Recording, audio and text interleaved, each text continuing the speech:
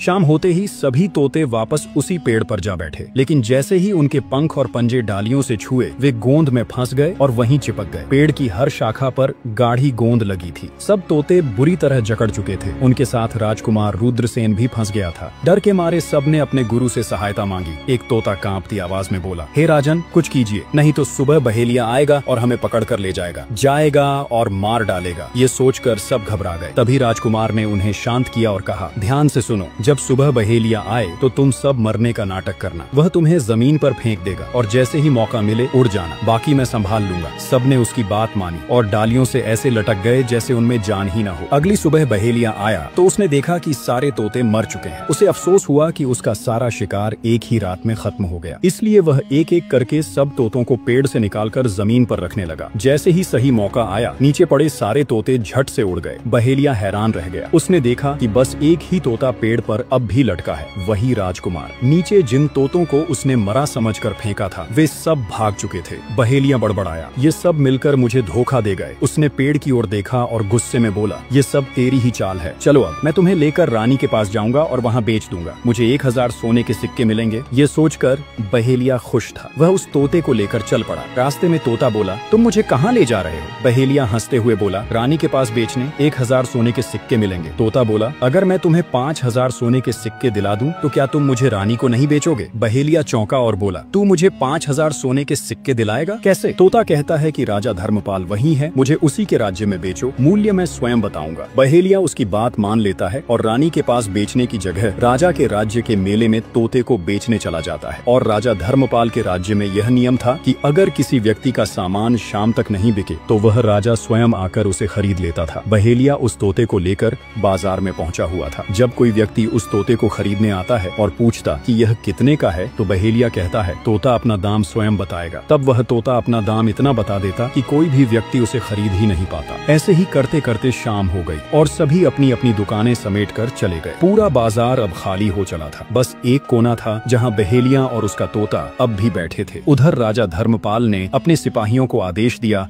कि जाओ देखो कहीं कोई सामान बचा तो नहीं। जब सिपाही बाजार पहुंचे तो उन्होंने देखा कि एक बहेलिया अब भी बैठा है और उसके पास एक बोलता हुआ तोता है। सिपाहियों ने पूछा, बहेलिया, तेरा तोता अब तक क्यों नहीं बिका? इसे कितने में बेच रहा है? तब तोता स्वयं बोल उठा, जो मुझे 5000 सोने के सिक्के देगा वही मुझे खरीद पाएगा। उसकी बात सुनकर सिपाही हैरान रह गए। सिपाही आपस में सोचने लगे, अरे ये तोता तो अपना मूल्य खुद बता रहा है। फिर वे सीधे राजा धर्मपाल के पास पहुँचे और सारी बात विस्तार से बताई। बोले, महाराज, एक बहेलिया एक तोता लेकर तक बाजार में बैठा है, लेकिन वह तोता अपना मूल्य स्वयं ही बताता है और इतना महंगा बताता है कि शायद इसी वजह से कोई उसे खरीद नहीं सका। राजा ने उत्सुकता से पूछा, वह कितना मूल्य बता रहा है? सिपाही बोले, महाराज, वह 5000 सोने के सिक्के मांग रहा है। राजा ने गहरी सांस ली और कहा, यदि हम उसे नहीं खरीदेंगे तो लोग कहेंगे कि हमारे राज्य के बाजार में एक तोता तक नहीं बिक सका। यह हमारे राज्य की प्रतिष्ठा पर आघात होगा। इतना कहकर राजा अपने मंत्रियों के साथ रथ पर सवार हुआ और सीधा बाजार पहुँचा। वहाँ पहुँचते ही राजा ने उस बहेलिया से पूछा, अरे भाई, इस तोते का मूल्य क्या है? बहेलिया हाथ जोड़कर बोला, महाराज, इसका मूल्य तो ये तोता स्वयं बताएगा। राजा ने तोते की ओर देखा और पूछा, बताओ तुम्हारा मूल्य क्या है? तोता बोला, राजा साहब, जो मुझे 5000 सोने के सिक्के देगा वही मुझे खरीद पाएगा। ये सुनकर राजा मुस्कुराया, फिर अपने सिपाहियों को इशारा किया। उन्होंने 5000 सोने के सिक्के लाकर बहेलिये को सौंप दिए और राजा उस अनोखे तोते को लेकर अपने महल लौट आया। वह तोता असल में कोई साधारण पक्षी नहीं था, वह तो स्वयं एक बुद्धिमान राजा था। वह राजा धर्मपाल को समय समय पर ज्ञान की बातें बताने लगा। जब भी किसी संकट की आशंका होती तो वह पहले ही बता देता, महाराज, आप पर यह संकट आने वाला है। धीरे धीरे उस तोते की बुद्धिमत्ता और सेवा भाव से सब लोग उसे बहुत प्रेम करने लगे। जब यह बात रानियों को पता चली कि राजा ऐसा अनोखा तोता लेकर आए हैं जो बोल भी सकता है और अच्छी अच्छी बातें करता है, तो वे उत्साहित हो उठी। जब राजा रात के समय शयन कक्ष में आए, रानियों ने राजा से कहा, महाराज, उस तोते को हमारे पास भी भिजवा दीजिए, हम भी उससे बात करना चाहते हैं। उसके अगले दिन ही राजा ने अपने मंत्रियों से कहा और वह तोता रानियों के पास भेज दिया। रानियों ने जब उससे बातचीत की तो वे बहुत प्रसन्न हो गए। उसकी समझदारी और बोलचाल की मधुरता ने सबका मन मोह लिया। रानियों ने हंसते हुए कहा, वाह रे तोता, इसीलिए तो तुझे महाराज ने 5000 सोने के सिक्के देकर खरीदा है। राजा धर्मपाल की एक पुत्री रूपवती, जो रूप की राजकुमारी थी, उसकी सुंदरता स्वर्ग की अप्सरा के समान था। उस राजकुमारी को जादू की विद्या आती थी, जो भगवान की पूजा में रमी रहती थी, लोगों की भलाई के लिए तंत्र साधनाएं भी करती थी। इसी कारण से किसी तांत्रिक तांत्रिक साधु या बुरी शक्तियों का राज्य पर प्रभाव नहीं पड़ता। सभी प्रजा सुख शांति से रहते थे। जब रानियों ने देखा कि वह तोता कितना बुद्धिमान और प्रिय है तो उन्होंने अपनी पुत्री रूपवती से कहा, आज से इस तोते का ध्यान तुम रखो और हाँ, कल सुबह इसे अच्छे से नहलाना भी। राजकुमारी को भी वह तोता बहुत भाने लगा। अगली सुबह जब सूरज की किरणें फैलने लगी, राजकुमारी तोते को लेकर उसे स्नान कराने चली गई। वह बड़े स्नेह से उसे नहलाकर और खुद भी स्नान कर महल से कुछ ही दूर एक विष्णु भगवान की प्राचीन मंदिर थी, जहाँ वह नित्य पूजा करने जाया करती। उस तोते को लेकर उसी जगह चली जाती है। मंदिर के अंदर पहुंचकर पूजा पाठ करने लगी और तोते को बगल में रख दिया। वह जैसे ही भगवान विष्णु का मंत्र उच्चारण करती है, वैसे ही राजा रुद्रसेन अपने वास्तविक रूप में आ जाता है। जैसे ही पाठ खत्म करके आंखें खोलती, उसने तुरंत ही रुद्रसेन को सामने देखकर चौंक जाती है और कहती है, आप कौन है जो इस प्रकार दिखाई दिए? वह कहते हैं कि हे राजकुमारी, मैं आपको रात में सब कुछ बताता हूँ। आप फिर वही मंत्र दोहराओ तो मैं तोते के रूप में आ जाऊंगा, और जब आपको मेरे इस रूप में देखना चाहती हो, आप यही मंत्र पढ़िए, मैं अपने वास्तविक रूप में आ जाऊंगा। राजकुमारी यह सब देखकर हैरान होती और सोच में पड़ जाती कि ये क्या हो रहा है। उसके बाद राजकुमारी उसी मंत्र का फिर उच्चारण करती, जिससे राजा रुद्रसेन फिर तोता बन जाता। राजकुमारी उठती और तोते को लेकर